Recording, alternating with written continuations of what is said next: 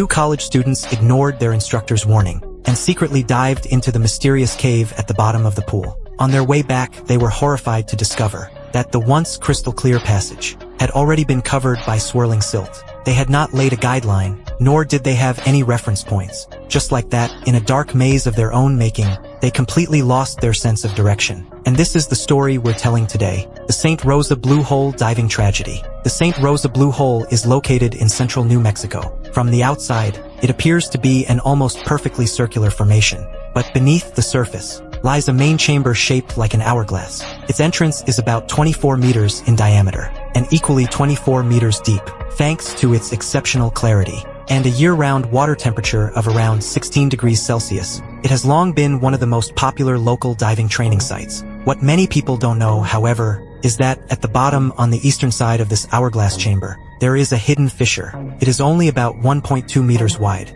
Below this crack lies a complex underwater maze, made up of narrow passages and multiple branching routes. The passages are filled with loose rocks and silt, and some openings are so tight that divers must remove their tanks just to squeeze through. At a depth of 59.4 meters, there is also a cavern, the deepest point that has currently been mapped in the Blue Hole. As for how much deeper it extends beyond that, it remains a mystery to this day.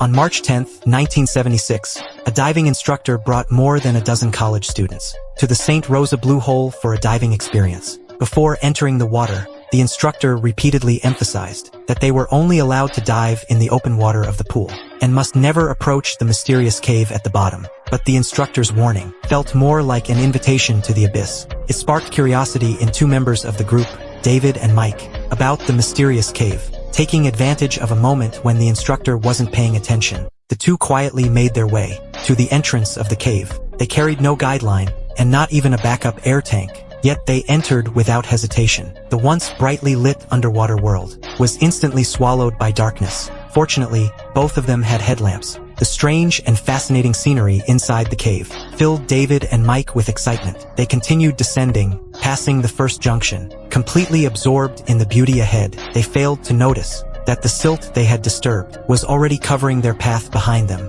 After some time, the excitement began to wear off, and they decided to turn back.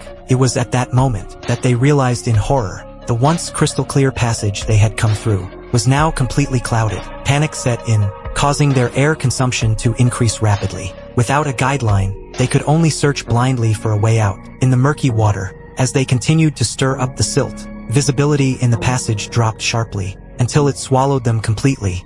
At 11:35 a.m., the diving session came to an end. While taking attendance, the instructor realized that David and Mike were missing. He searched around the pool, but found no trace of them. Realizing that they had likely entered the cave, he immediately called for rescue. Due to extremely low visibility inside the cave that day, the search had to rely on guidelines and proceeded slowly. Eventually, in a chamber not far below the main passage, they found Mike's body, but there was no sign of David. In the following days, the rescue team organized multiple search operations, reaching depths of up to 55 meters, yet still found nothing. During this time, rocks continued to fall inside the cave. For safety reasons, the rescue team suspended the search. It wasn't until a month later that the search resumed. They finally discovered David's body in a narrow passage more than 30 meters underwater. No one knows what went through their minds in the final moments of their lives. After the incident, the authorities welded shut the cave entrance with a 136-kilogram iron grate and piled large amounts of rubble at the opening to prevent others from venturing in. Seemed like the story should end there, but in 2013, a diving organization called ADM obtained permission to map the St. Rosa Blue Hole.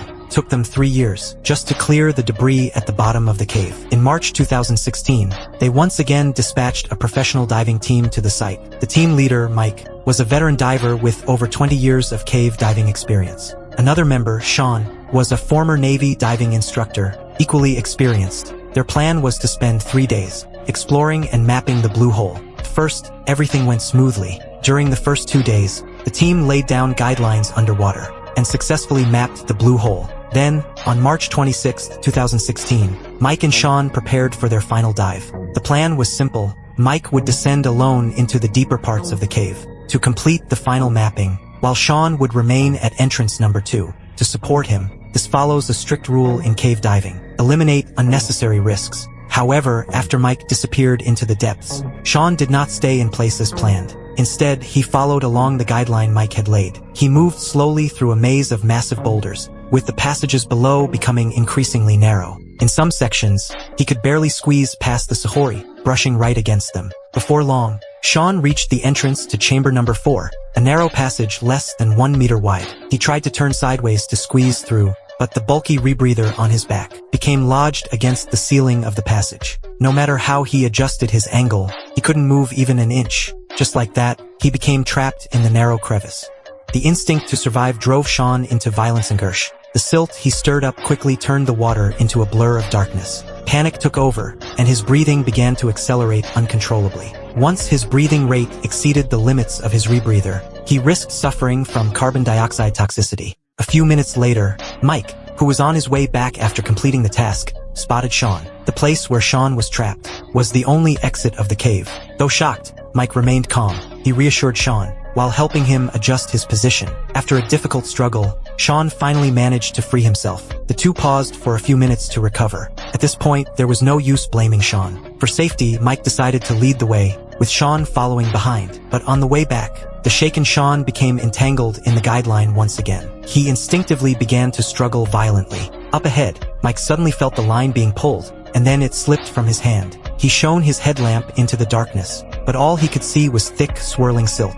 The guideline was gone. Moments later, Sean, struggling behind him, also lost hold of the line. In the narrow passage, with visibility nearly zero, both men had lost their only sense of direction. Mike forced himself to stay calm. He knew that moving blindly without a clear direction could lead them deeper into danger. After steadying himself, he began feeling along the Sahori, relying on memory and orientation. Fortunately, he managed to find the guideline again. He turned back along the line to search for Sean. In the murky depths, he could faintly make out Sean thrashing wildly. Sean was trapped in a crack between rocks. Mike located the exit of the passage where Sean was stuck and tried to squeeze in to help.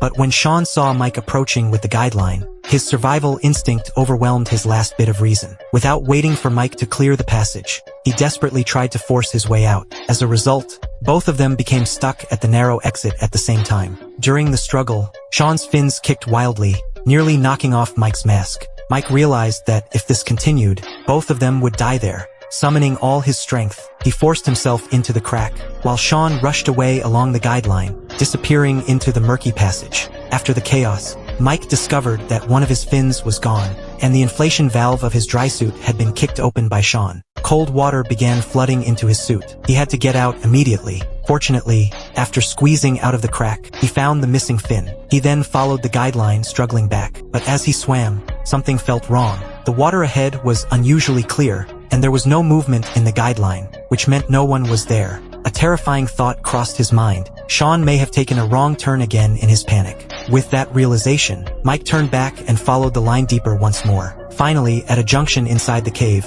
he found Sean. He was motionless, wedged into a crevice that looked like an exit. His suit was torn, and his regulator had fallen from his mouth. Mike tried to pull Sean out, but after several attempts, he failed. His own air supply and strength were nearly exhausted. After pausing for a moment, he made the hardest decision a diver can make, to leave his partner behind and save himself. Returning from the depths to the surface, Mike had to undergo several hours of decompression stops to prevent decompression sickness. And so, he hung alone at different depths within the blue hole, staring at the faint light above, enduring both the freezing cold and the torment in his heart.